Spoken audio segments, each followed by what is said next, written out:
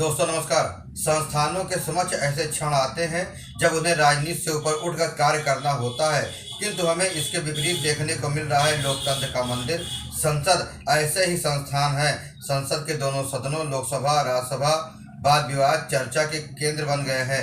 यहाँ पर जन प्रतिनिधियों के माध्यम से लोगों की आवाज़ को सुना जाता है और सरकार को उत्तरदायी ठहराया जाता है। किंतु यह सब एक भ्रम सा लगता है, क्योंकि सत्र दर सत्र वही पुरानी कहानी दोहराई जा रही है और संसद का यह शीतकालीन सत्र भी इससे अछूता नहीं है। संसद के शीतकालीन सत्र का तीसरा सप्ताह शुरू हो चुका है और अब तक इसकी सारी की कार्रवाई ठप पड़ी हुई है। सरकार और विपक्ष के बीच संवाद के माध्यम समाप्त होते जा रहे हैं। दोनों पक्ष टकराव की मुद्रा में है। दोनों एक दूसरे पर हावी होना चाहते हैं। बयानों के माध्यम से वाक युद्ध चल रहा है। राजनीतिक दिखावा और शोर शराबा हो रहा है। सदन के बीच में आना, व्यवधान पैदा करना आदि बातें आम हो चुकी हैं। विपक्ष और मोदी सरकार के बीच विश्वास का अभाव है और दोनों के बीच बहुत भयंकर मतभेद है। अमेरिका में अडानी को आरोपी बनाए जाने के बाद कांग्रेस ने सरकार पर आरोप लगाया कि वह अपने मित्र के बारे में प्रश्न उठाए जाने के कारण वाद विवाद से बच रही है, तो भाजपा ने उसका प्रत्युत्तर कांग्रेस के प्रथम परिवार से अमेरिकी अरबपति जॉर्ज सोरोस से संबंध बता कर दिया और जॉर्ज सोरोस के साथ सांठगांठ का आरोप लगाया कि देश को अस्थिर करने के लिए उसके भारत विरोधी एजेंडे में वे उनके साथ है। सोरेस के इस मुद्दे पर समाजवादी तृणमूल कांग्रेस ने स्वयं को कांग्रेस से अलग कर दिया है और उनके अपने मुद्दे हैं।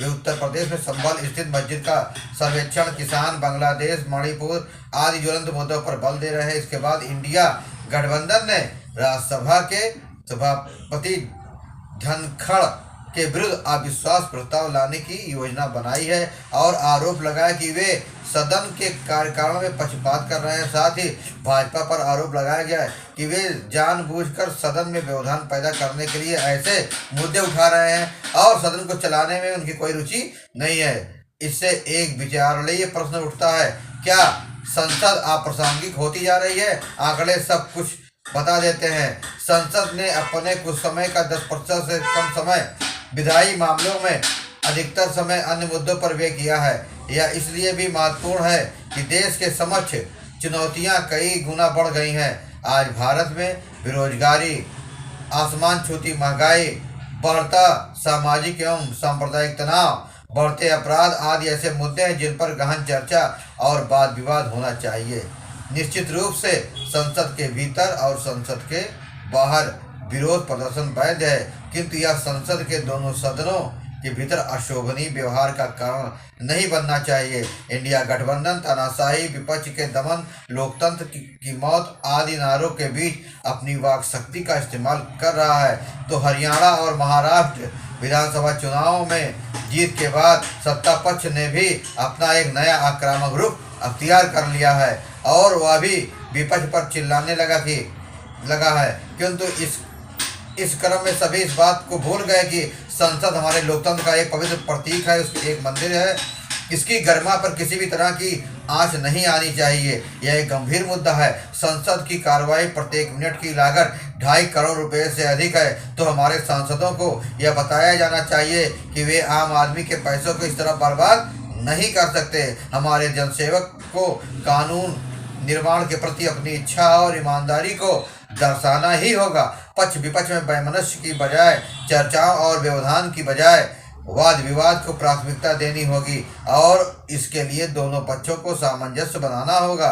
यह केवल पारस्परिक विश्वास और भाईचारे के माहौल में हो सकता है, जिसका आज सर्वथा अभाव है। हमारे सांसदों को यह समझना होगा कि उनका मुख्य कार्य कानून बनाना है, विशेषकर इसलिए भी कि रेल संशोधन विधेयक, आपदा प्रबंधन विधेयक, एक राष्ट्र एक चुनाव आदि जैसे विधेयक पर चर्चा की प्रतीक्षा कर रहे हैं। यदि सदन बातचीत, विमत और वाद विवाद के स्वस्थ वातावरण में कार्य करता है तो इसे जनता में एक सकारात्मक संदेश जाता है। संसद की समृद्ध विरासत को देखते हुए हमारे नेताओं को भविष्य की ओर देखना होगा और अपने निर्णयों में विवेक का इस्तेमाल करना होगा। समय आ गया है कि हमारे सभी सांसद इस बात पर विचार करें कि संसदीय लोकतंत्र को किस तरह सुदृढ़ किया जाना चाहिए, अन्यथा लोग उनका मजाक उड़ाएंगे।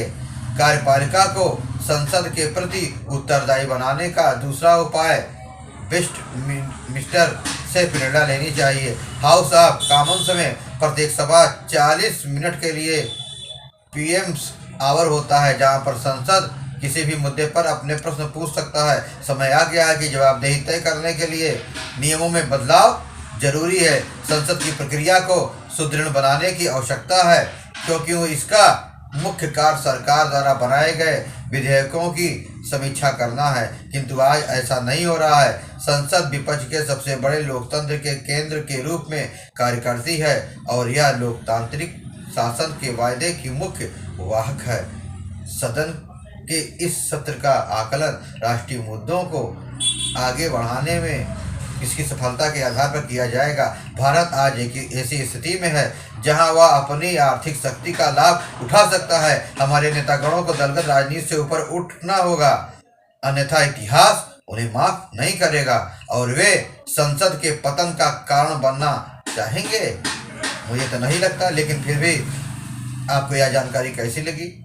क्या सदन चलना चाहिए? आखिर 1 मिनट का 2.5 करोड़ खर्च हो रहा है। आखिर जनता का पैसे का इस तरह बर्बादी और वहाँ कोई काम नहीं हो रहा है, केवल हंगामा हो रहा है। तो आपको यह जानकारी कैसी लगी? कृपया कमेंट बॉक्स में अपना कमेंट देना ना भूलें। धन्यवाद।